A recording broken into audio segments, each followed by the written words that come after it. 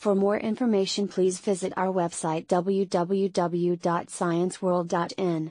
You can motivate us to do more by liking, sharing our Instagram and Facebook page. Also, don't forget to subscribe to our YouTube channel and press the bell icon to get notifications of new videos. Hello everyone, मेरा नाम तुषार भारद्वाज और ये आपका अपना favourite channel science world. देखिए, आज की video में हम class 10th chapter number 3 metal non metal के इंपॉर्टेंट सेलेक्टेड एमसीक्यू के बारे में डिस्कस करने वाले हैं। लेकिन एमसीक्यू को स्टार्ट करने से पहले सबसे पहले हम एक थोड़ा सा इंट्रोडक्शन ले लेते हैं मेटल और नॉन मेटल्स के बारे में। देखिए, मेटल्स को इलेक्ट्रोपॉजिटिव इन नेचर कहा जाता है और नॉन मेटल्स को इलेक्ट्रोनेगेटिव इन नेचर बोला जाता है। लेकिन इस नाम के पीछे क्या रीज़न है, क्यों इस तरह का नाम दिया गया इनको? देखिए, वो एलिमेंट जिनमें इलेक्ट्रॉन को लॉस करने की कैपेसिटी होती है, ऐसे एलिमेंट जो इलेक्ट्रॉन का लॉस कर सकते हैं। जैसे एग्जांपल आप ले लीजिए कैल्शियम। कैल्शियम का एटॉमिक नंबर होता है 20 को अगर आप इलेक्ट्रॉनिक कन्फिगरेशन के हिसाब से चेक करते हैं तो वहां पर आपको मिलता है 2882। कैल्शियम की जब आप इलेक्ट्रॉनिक कन्फिगरेशन करते हैं तो वहां पर आपको क्या मिलता है? 2882। तो यहां पर जो आउटर मोस्ट शेल में जो एग्जिस्टिंग इलेक्ट्रॉन है वो कितने हैं? 2, जिसके बेसिस पर कहा जाता है कि भाई ये 2 इलेक्ट्रॉन को देने की क्षमता रखता है। तो कैल्शियम 2 इलेक्ट्रॉन का लॉस कर सकता है, इसलिए इलेक्ट्रोपॉजिटिव इन नेचर हुआ। और जैसा कि आप सब जानते हैं कि अगर 4 से लेस देन इलेक्ट्रॉन्स आ रहे हैं आउटर मोस्ट शेल में, तो ऐसी स्थिति में, ऐसी कंडीशन में एलिमेंट अपने सभी इलेक्ट्रॉन का लॉस कर देता है जो इलेक्ट्रॉन उसकी आउटर मोस्ट शेल में प्रेजेंट होते हैं, जिसको हम क्या बोलते हैं? Free electrons. ठीक है, रिमेनिंग पार्ट जो होता है वो सभी क्या होंगे? Electrons, bound electron. तो याद रखिएगा कि कैल्शियम को हम क्या बोलते हैं? इलेक्ट्रोपॉजिटिव इन नेचर, क्योंकि कैल्शियम 2 इलेक्ट्रॉन का लॉस करने की क्षमता रखता है। ठीक है, अब एक एग्जांपल, जैसे कि कैल्शियम क्लोराइड। अब आप एक बात सोचिए, जब आप फॉर्मूला लिखते हैं ना कैल्शियम क्लोराइड, तो फर्स्ट आपने क्या मेंशन किया? Calcium CaCl2। Cl क्लोरीन है, वो एक नॉन मेटल है। पता कैसे चला वो नॉन मेटल है? भाई मुझे कैसे मालूम हुआ? कोई तरीका है इसका मेटल और नॉन मेटल को पहचानने का? बिल्कुल, एक तरीका होता है इसको फाइंड आउट करने का। अगर कोई एलिमेंट इलेक्ट्रॉन का लॉस कर रहा है तो मतलब वो मेटल है। अगर कोई इलेक्ट्रॉन का गेन कर रहा है तो ऐसे एलिमेंट को आप बोलेंगे नॉन मेटल। तो non metal electron negative in nature, क्योंकि वो इलेक्ट्रॉन को लेते हैं। तो मेटल हमेशा इलेक्ट्रॉन का लॉस करते हैं और नॉन मेटल हमेशा इलेक्ट्रॉन्स का गेन करते हैं, जिसकी वजह से इनका नाम इलेक्ट्रोपॉजिटिव एंड इलेक्ट्रॉन नेगेटिव दिया गया है।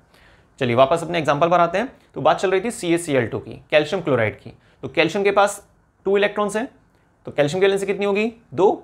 और क्लोरीन की वैलेंसी कितनी होगी? 1, माइनस का 1। -1 कैसे? क्योंकि 17 एटॉमिक नंबर होता है क्लोरीन का। तो अगर आप कन्फिगरेशन करेंगे तो 287। तो आउटर मोस्ट शेल में कितने आ रहे हैं इलेक्ट्रॉन्स? कितने फ्री इलेक्ट्रॉन्स हैं? 7। तो ये जो 7 इलेक्ट्रॉन्स आ रहे हैं, तो आप इसको कंपेयर कीजिए जरा।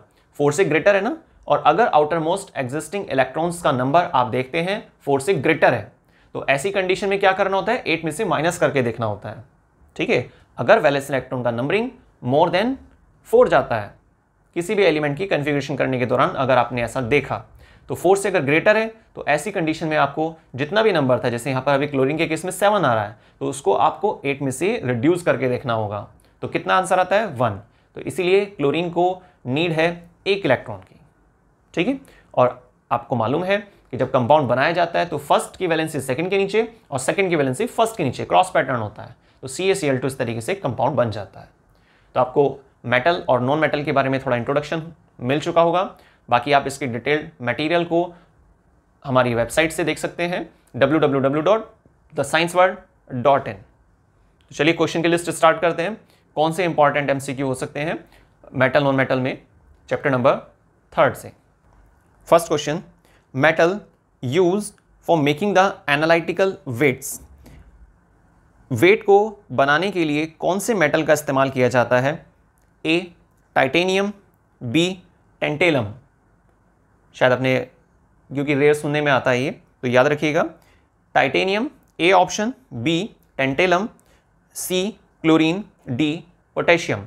तो देखिए, वेट को बनाने के लिए जैसे आपने देखा होगा, आप कुछ भी सामान वगैरह लेते हैं मार्केट से, आप सब्जी लेने जा रहे हैं, तो उसको मेज़र करने के लिए जो ब्लैक कलर की स्ट्रक्चर होती है, कंसंट्रेटेड मास होता है, तो उसको अगर हम देखें कि भाई कौन से मटेरियल के मिलने से बना होता है, जिसको हम जनरल भाषा में बाट वगैरह भी बोल देते हैं ना रफ लैंग्वेज में, तो वो आपके पास क्या होता है? टेंटेलम एक मटेरियल उसके मिलने से बना होता है, और वो टेंटेलम एक तरह की मेटल है। क्या है वो? एक मेटल। याद रखिएगा। तो क्वेश्चन नंबर फर्स्ट में correct answer B. Second question, which of the following is most reactive? Which of the following is most reactive? A potassium, B sodium, C calcium और डी मैग्नीशियम। देखिए metal non metal जो आपका chapter है, chapter number 3 NCERT के sequence के हिसाब से और क्लास 10th में, तो वहाँ पर एक बहुत इंपॉर्टेंट टॉपिक है। हालांकि काफ़ी सारे इंपॉर्टेंट टॉपिक है, लेकिन उनमें से एक इंपॉर्टेंट टॉपिक जिसका फिलहाल हमें जिक्र करना चाहिए, और वो क्या है? Reactivity series. तो ये जो रिएक्टिविटी सीरीज़ है, इसको आप लर्न करेंगे तो बहुत बेस्ट रहेगा, क्योंकि इसके बेसिस पर बार बार क्वेश्चन आते रहते हैं। देखिए क्लास 10th में टोटल 5 चैप्टर्स हैं केमिस्ट्री के, chemical reaction, acid base salt, metal non metal, carbon and its compound और last periodic classification of element. तो इन सभी में शुरू से लास्ट तक बार बार जिक्र आता रहता है। बाकी स्टार्टिंग के जो सेकंड और थर्ड नंबर चैप्टर हैं, यहाँ पर कुछ ज़्यादा ही जिक्र आता है। कुछ ऐसे क्वेश्चंस आते हैं जिनको आप रिएक्टिविटी सीरीज के बेस पर ही कर सकते हैं। कुछ रिएक्शंस आती हैं जिनको आप तभी कर पाएंगे अगर आपको रिएक्टिविटी सीरीज लर्न हो चुकी है। तो आप उसको पहले लर्न कर लीजिएगा, उसके बाद आपको एक क्वेश्चन बहुत ईजी लगेगा। विच of the following is most reactive metal? ज़्यादा रिएक्टिव मेटल कौन है? Potassium, sodium, calcium, magnesium. तो सीधा सा आंसर है इसमें पोटेशियम। तो पोटेशियम मोस्ट रिएक्टिव मेटल की लिस्ट में आता है, सोडियम, कैल्शियम, मैग्नीशियम से अगर आप कंपेयर करते हैं तो क्वेश्चन नंबर सेकंड में करेक्ट आंसर है A. Next, colour of copper carbonate. Copper carbonate का क्या कलर होता है? इसमें आप ग्रीनिश, ग्रीन लिखा हुआ है, तो ये दोनों ही ठीक है। बाकी हमारे पास जो ऑप्शन आ रहे हैं उसमें ब्राउन, ग्रीन, ब्लू, ब्लैक, ये 4 ऑप्शन आ रहे हैं, तो ग्रीन हमें सेलेक्ट करना होगा। ठीक है, हो सकता है यहाँ पर ग्रीनिश और कोई और इस तरह से ऑप्शन दिया होता तो वो हम उसी के अकॉर्डिंग सेलेक्ट करते, पर बाकी आप याद रखिए ग्रीनिश भी लिख सकते हैं, इसको ग्रीन भी लिख सकते हैं, क्योंकि कुछ जगह लिखा हुआ है इस तरीके से। नेक्स्ट, तो क्वेश्चन नंबर 3 में करेक्ट आंसर आपका बी। Next, iron pillar. देखिए जो कुतुब मीनार है दिल्ली में, उसमें रस्टिंग नहीं हुई है ना, तो वहाँ पर जो आयरन पार्ट इस्तेमाल किया गया है तो रस्टिंग नहीं हुई, पर इसका कुछ खास रीज़न, क्या कारण है कि भाई वहाँ पर जो लोहा इस्तेमाल किया गया वो ख़राब नहीं हुआ, रस्ट नहीं हुआ।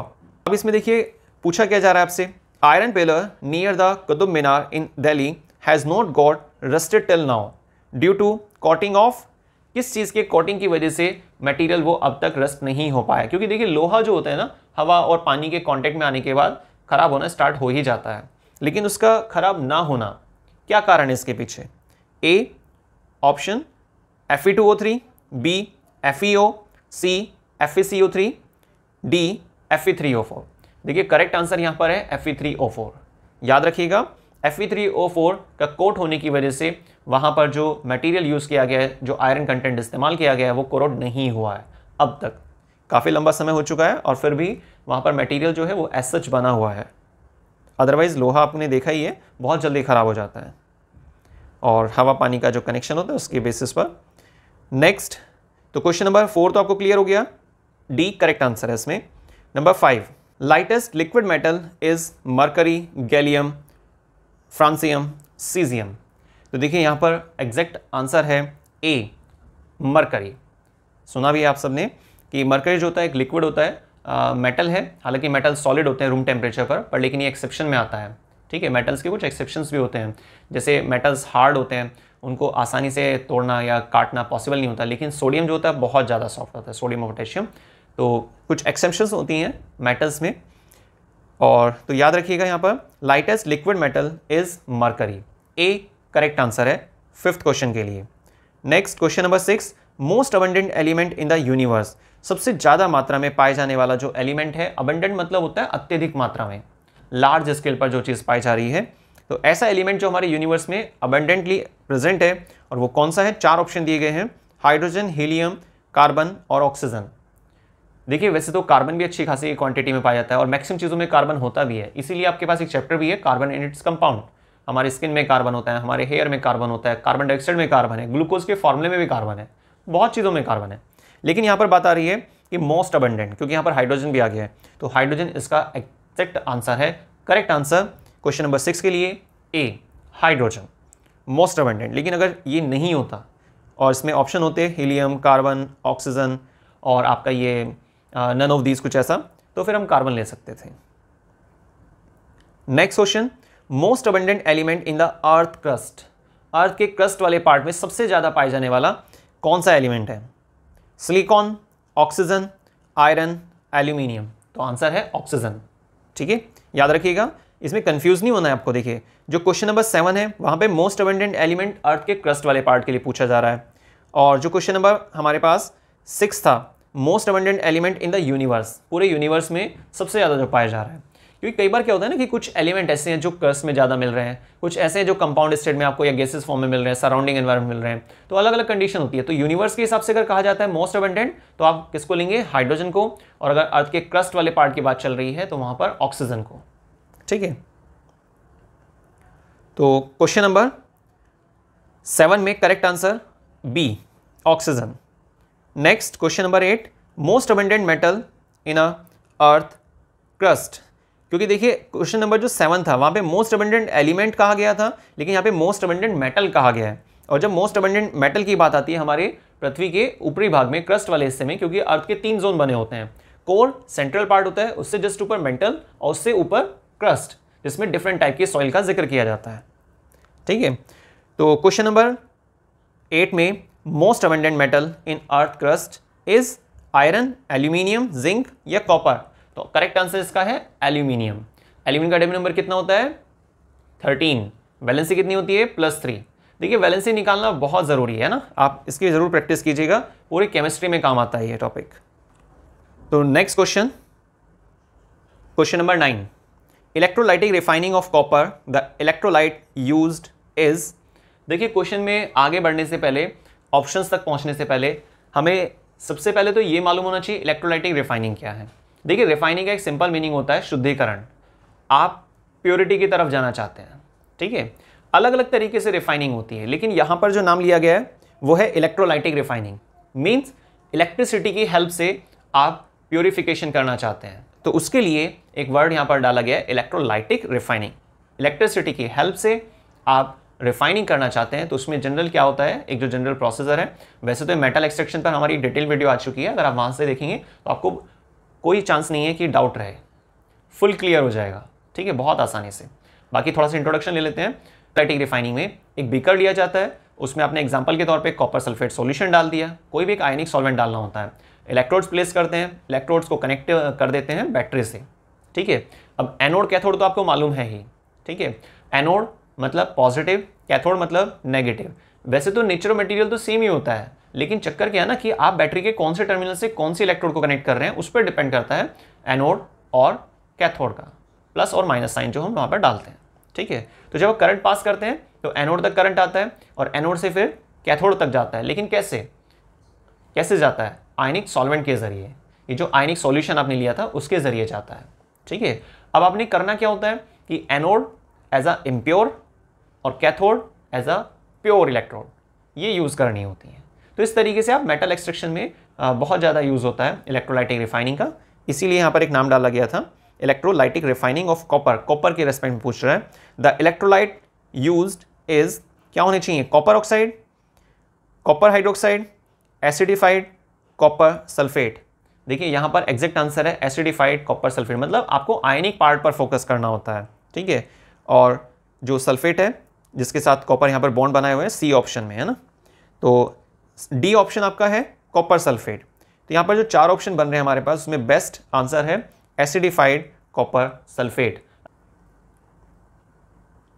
तो क्वेश्चन नंबर 9 में correct answer C. Next question, question number 10, which of the following pair will give the displacement reaction? A option में दिया हुआ है sodium chloride solution and copper metal. देखिए कॉपर मेटल तो डिस्प्लेस करने वाला नहीं है। अगर आप रिएक्टिविटी सीरीज को चेक करते हैं तो वहां पर आपको मिलेगा कि कॉपर लीस्ट पार्ट में जा रहा है ना, लीस्ट रिएक्टिव होता है। तो सोडियम को डिस्प्लेस करना, सोडियम को हटाना क्लोराइड से, वो पॉसिबल नहीं है। तो सोडियम और क्लोरीन के बीच में जो बॉन्डिंग है वो काफ़ी स्ट्रॉन्ग है और कॉपर की जो रिएक्टिविटी होती है काफ़ी डाउन होती है, तो इसलिए वो डिस्प्लेस नहीं कर सकता है। तो फर्स्ट वाला पेयर ठीक नहीं है, क्योंकि क्वेश्चन में पूछा गया था कि डिस्प्लेसमेंट रिएक्शन कौन से वाले पेयर में पॉसिबल है, कौन सा आपके पास ऑप्शन करेक्ट आंसर है वो हमें सेलेक्ट करना है। B, magnesium chloride MgCl2 solution जो होगा वो एल्यूमिनियम मेटल के साथ। ठीक है, एल्यूमिनियम मेटल के साथ, एल्यूमिनियम भी ज़्यादा में जा रहा है ना। सी ऑप्शन में ferrous sulphate solution and silver metal. तो सिल्वर जो होता है Ag जो सिंबल होता है वो भी लीस्ट पार्ट में होता है रिएक्टिविटी सीरीज के हिसाब से, तो लीस्ट रिएक्टिव है। तो फेरस मतलब आयरन को अलग करना पॉसिबल नहीं है, तो सी ऑप्शन भी सही नहीं है। लेकिन देखिए जो डी ऑप्शन है silver nitrate AgNO3 silver nitrate solution और कॉपर मेटल, तो यहाँ पर कॉपर क्या कर सकते, ठीक है कॉपर लीस्ट रिएक्टिव में आता है, ज़्यादा रिएक्टिव नहीं होता, पर लेकिन ये कॉपर जो होगा वो सिल्वर को हटा सकता है नाइट्रेट से, क्योंकि सिल्वर और नाइट्रेट के बीच में जो बॉन्डिंग होती है काफ़ी वीक होती है। तो रिएक्टिविटी सीरीज पर बेस्ड ये क्वेश्चन है ना, तो पहले आप एक बार रिएक्टिविटी सीरीज देख लीजिएगा और उसके बाद आपको ये क्वेश्चन बहुत ईजी लगेगा। तो क्वेश्चन नंबर 10 में करेक्ट आंसर है D. Next question, which of the following method is suitable for preventing an iron fry pan from rusting. Rusting से बचाने के लिए कौन सा सबसे बेस्ट ऑप्शन है यहाँ पर, फ्राई पैन को बचाना है आपको इस बार। ए अप्लाइंग ग्रीस, ग्रीस लगाएंगे फ्राई पैन पे, नहीं ऐसा नहीं होता है। अप्लाइंग पेंट करेंगे, ऐसा भी नहीं है। अप्लाइंग कोटिंग ऑफ जिंक, बिल्कुल सही है। जैसे कि आपने गैल्वनाइजेशन नाम सुना होगा, तो वहाँ पर क्या होता है ना कि जिंक का कोट कर दिया जाता है, मतलब एक मेटल को सॉल्युलाइज करके दूसरे मेटल पर चढ़ा दिया जाता है, कोट कर दिया जाता है। तो एक तो गैल्वनाइजेशन होता है, एक इलेक्ट्रोप्लेटिंग होती है, दोनों का टारगेट एक ही है कि किसी एक पर्टिकुलर मेटल को बचा के चलना, किसी एक पर्टिकुलर पार्ट को बचा के चलना। और कैसे बचाते हैं, पेंट करके, ग्रीस करके नहीं। वहाँ पर तरीका क्या होता है, या तो इलेक्ट्रिसिटी का यूज़ करेंगे और उसके बेसिस पर आप प्रोटेक्शन प्रोवाइड कर सकते हैं, या फिर दूसरा ऑप्शन होता है केमिकल रिएक्शन के आधार पर। अगर आप इलेक्ट्रिसिटी का यूज़ कर रहे हैं तो उसे बोलते हैं इलेक्ट्रोप्लेटिंग, और अगर आप केमिकल या किसी खास एलिमेंट का इस्तेमाल कर रहे हैं तो बोलते हैं उसको गैल्वनाइजेशन। तो क्या बोलते हैं उसको, गैल्वनाइजेशन। तो याद रखिएगा क्वेश्चन नंबर 11 में करेक्ट आंसर है सी, coating of zinc.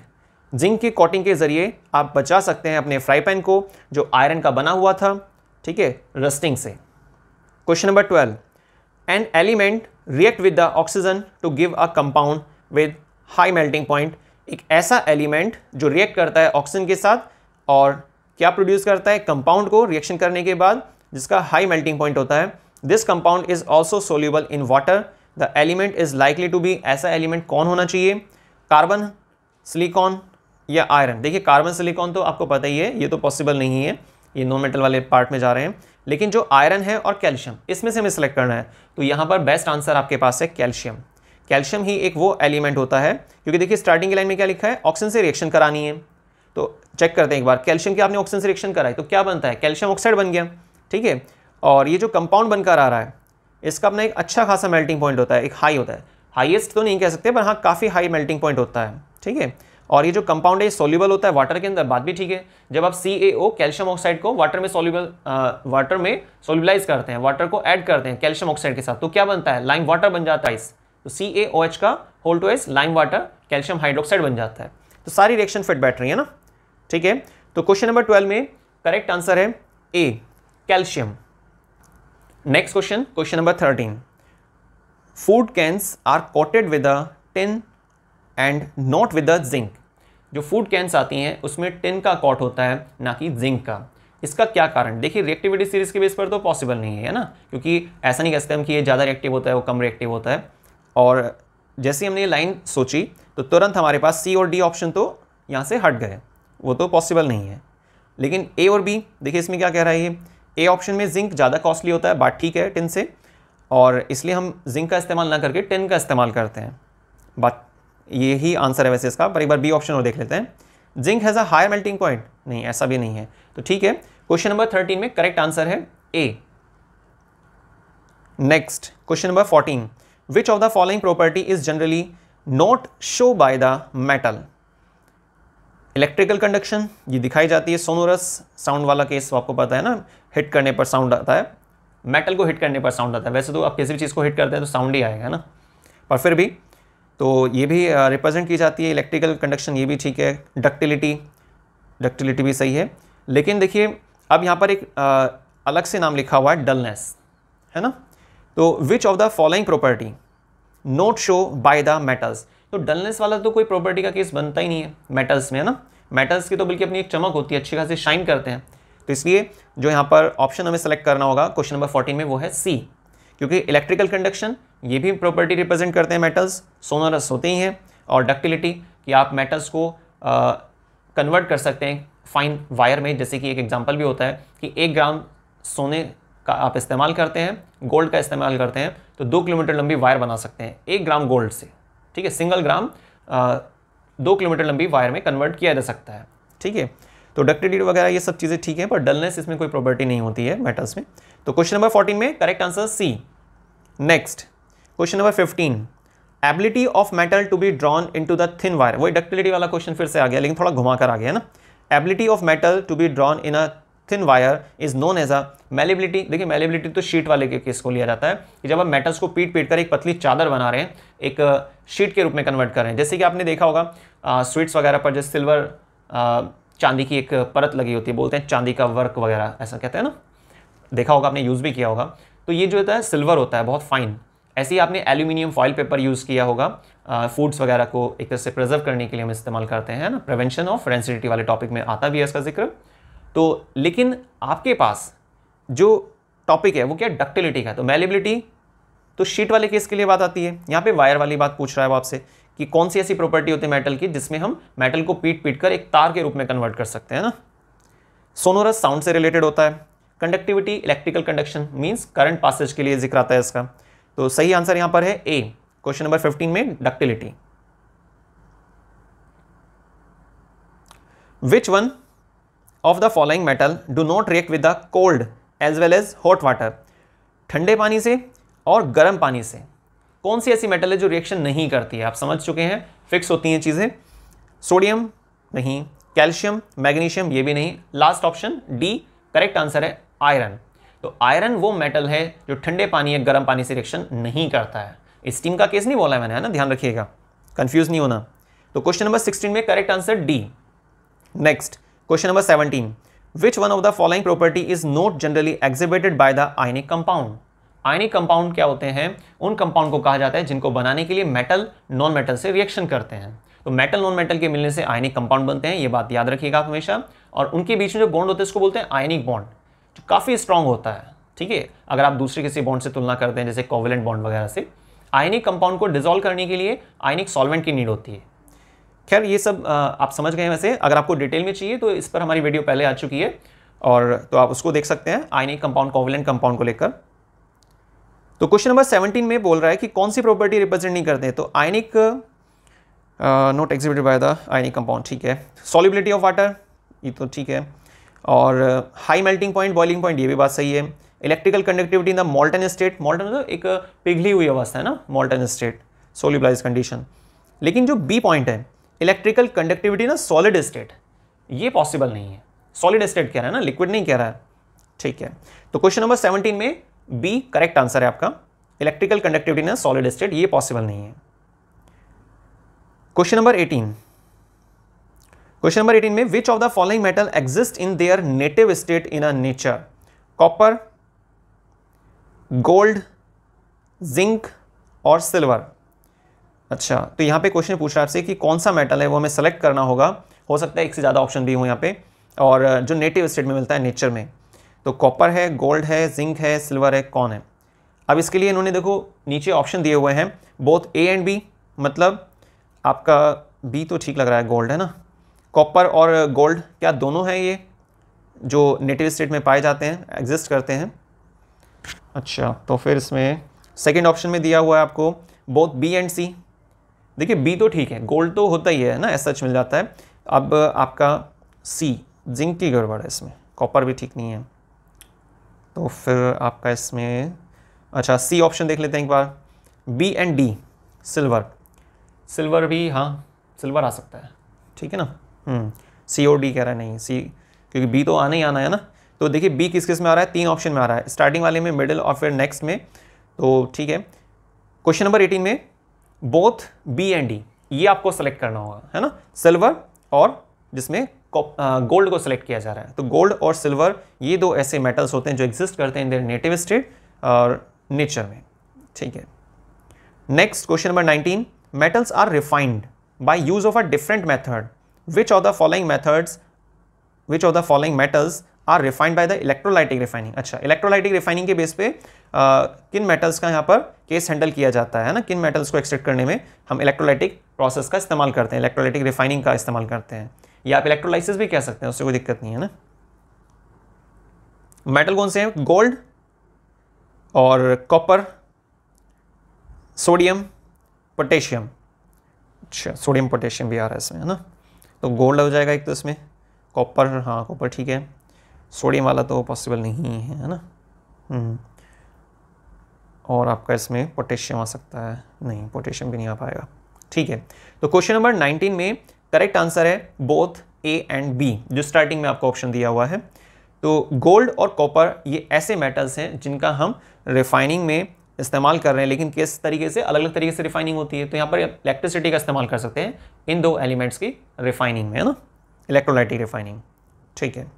Silver articles, next question 20, next question, question number 20, silver article जो चांदी के एक तरह से आर्टिकल्स हैं, बिकम्स ब्लैक, काले पड़ जाते हैं लंबे समय तक अगर वो एयर के एक्सपोजर में रहते हैं, एयर के कांटेक्ट में अगर ज़्यादा समय तक आते हैं, चांदी काली हो जाती है, ठीक है, आपने देखा भी होगा बल्कि, ठीक है।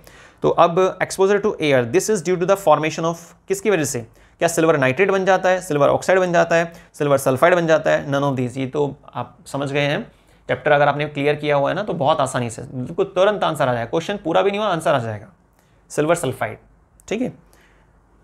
और ठीक है, तो next question number 21, galvanization is a method of protecting the iron from rusting by coating with a thin layer of dash, zinc की कोटिंग करते हैं, ठीक है ना, याद रखिएगा।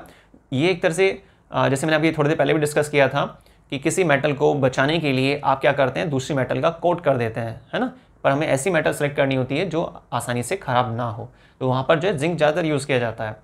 तो लेकिन जो मेथड है वो क्या क्या है, या तो इलेक्ट्रोलाइटिक आप मेथड यूज़ करते हैं, इलेक्ट्रिसिटी का इस्तेमाल करते हैं कोट करने के लिए ना, इलेक्ट्रोप्लेटिंग वगैरह नाम दिया जाता है उसको, या फिर आप गैल्वेनाइजेशन ले सकते हैं। तो यहाँ पे गैल्वेनाइजेशन पर बेस एक क्वेश्चन तैयार किया गया है कि गैल्वेनाइजेशन एक वो मेथड है जिससे प्रोटेक्शन मिलती है आयरन को, या आयरन से मटेरियल, आयरन के मिलन से जो मटेरियल आप बना रहे हैं तो उसको प्रोटेक्शन कैसे देंगे ताकि वो रस्ट ना हो। तो आप क्या करने वाले हैं, जिंक को कोट कर देते हैं ना उस मेटल के ऊपर, आयरन के मटेरियल के ऊपर, ठीक है, या आयरन ऑब्जेक्ट जो भी था आपका। तो ठीक है, क्वेश्चन नंबर 21 में correct answer C, stainless steel. Next question, stainless steel is very useful material for our life. In a stainless steel iron is mixed with the किसके साथ मिक्स होता है, देखिए एनसीईआरटी में काफ़ी अच्छे से दिया हुआ है इसके बारे में। स्टेनलेस स्टील एक तरह से एलॉय आप बोलिए उसको, मेटल तो नहीं कहेंगे आप, है ना, क्योंकि मेटल्स को तो मिलाने पर बन रहा है ये। तो आपका जो स्टेनलेस स्टील होता है इसमें आयरन के साथ किस चीज़ को मिलाया जाता है, ये क्वेश्चन पूछना चाह रहा है। तो निकेल और क्रोमियम मिलाते हैं, बाकी स्टार्टिंग में लिखा हुआ है वो ए ऑप्शन क्वेश्चन नंबर 22 में जो सही है। बाकी इसमें जो अदर ऑप्शंस दिए हुए हैं, क्रोमियम है, कॉपर है, क्रोमियम तो आ रहा है इसमें भी पर लेकिन कॉपर डाल दिया है ना, निकेल और कॉपर आ रहा है, कॉपर गोल्ड है, ठीक है, तो ए ऑप्शन करेक्ट है। Next question number 23, non metals are not lustrous, but ठीक है, which of the following non metal is lustrous. अच्छा, अपोजिट बताना है, एक्सेप्शन बतानी है एक तरह से नॉन मेटल की, है ना। तो सल्फर होता है, ठीक है, ऑक्सीजन है, नाइट्रोजन है, ठीक। ये जब आप टॉपिक क्लियर करेंगे ना नॉन मेटल्स की properties, physical property, chemical properties, तो आपको वहीं पर नोट्स में आप वेबसाइट पे चेक कीजिएगा www.thescienceworld.in, पता है आपको, है ना वेबसाइट, ठीक है। तो वहाँ पर अगर आप नोट्स में देखेंगे तो आपको कुछ एक्सेप्शंस मिलेंगी, तो एक्सेप्शंस पर बेस बहुत क्वेश्चन आ जाते हैं। वैसे तो ज़्यादातर चांसेस होते हैं मेटल से रिलेटेड जो एक्सेप्शंस है ना, ठीक है, पर खैर फिर भी आप नॉन मेटल की भी एक बार देख लेना। तो आयोडीन ही होता है एक ऐसा नॉन मेटल जो लस्ट्रस पार्ट में जा रहा है। Next question, question number 24, which one of the following four metals would be displaced from the solution of its salt by other three metals। देखिए क्वेश्चन नंबर 24 में पूछना चाह रहा है आपसे कि which one of the metals, अच्छा, चार में से कौन सी ऐसी मेटल है would be displaced from solution, जो सॉल्यूशन से डिस्प्लेस हो जाती है, of its salt, अगर इसके ही साल्ट का इस्तेमाल किया जाए, by the other three metals। अच्छा, बाकी तीन मेटल कौन से वाले को, कौन से फोर्थ नंबर के मेटल्स को डिस्प्लेस कर देते हैं, ठीक है, मैग्नीशियम, सिल्वर, जिंक और कॉपर। तो आपको पता है कि यहाँ पर सिल्वर आ गया है, वैसे तो कॉपर सेलेक्ट करना था हमें, लेकिन कॉपर से भी डाउन कैटेगरी में कौन है, सिल्वर, ठीक है, लीस्ट एक्टिव होता है, ये रिएक्टिविटी सीरीज पर बेस्ड है। तो क्वेश्चन नंबर 24 में करेक्ट आंसर है B, silver. During electrolyte in refining of zinc, it gets deposit on the cathode या एनोड या दोनों पर डिपॉजिट होता है या फिर सॉल्यूशन में रहता है। देखिए इसके लिए आपको सबसे पहले पता होना चाहिए जिंक पर वैलेंसी कितनी होती है। Zn2 पॉजिटिव होता है ना, तो ये एक तरह से मेटल है, तो कहाँ पर जाएगा, माइनस वाली इलेक्ट्रॉन पर जाएगा ना। और कौन सी इलेक्ट्रॉन माइनस चार्ज दिखाती है, कैथोड ना, तो सीधी सी बात है कैथोड पर डिपॉजिट होगा, मतलब ए ऑप्शन। क्वेश्चन नंबर 25 में करेक्ट आंसर है ए। तो देखिए इस तरीके से हमारे 25 इंपॉर्टेंट MCQ सॉल्व हो गए हैं आज के वीडियो में, और चैप्टर नंबर 3 NCERT के हिसाब से class 10th metal and non metal. तो देखते रहिए साइंस वर्ल्ड में आने वाली सभी वीडियोस को स्टार्टिंग से लास्ट तक देखने के लिए बहुत बहुत धन्यवाद। आप वीडियो को ध्यान से देखिए, ध्यान से समझिए जो भी क्वेश्चन आपको एक्सप्लेन किया जा रहा है, और जितना हो सके इस वीडियो को शेयर कीजिए ताकि आपके फ्रेंड्स भी इस वीडियो से बेनिफिट ले सकें। किसी की हेल्प करने से कोई नुकसान नहीं होता है। अगर आप वीडियो को शेयर करते हैं, अगर आपको लगता है कि हाँ भाई वीडियो अच्छी है, आपको क्वेश्चंस अच्छे से समझ में आ रहे हैं, टॉपिक अच्छे से समझ में आ रहे हैं, तो आप वीडियो शेयर करते हैं तो कोई लॉस नहीं है इसमें। तो देखते रहिए सभी वीडियोज़ को, मिलते हैं नेक्स्ट वीडियो में। थैंक्स।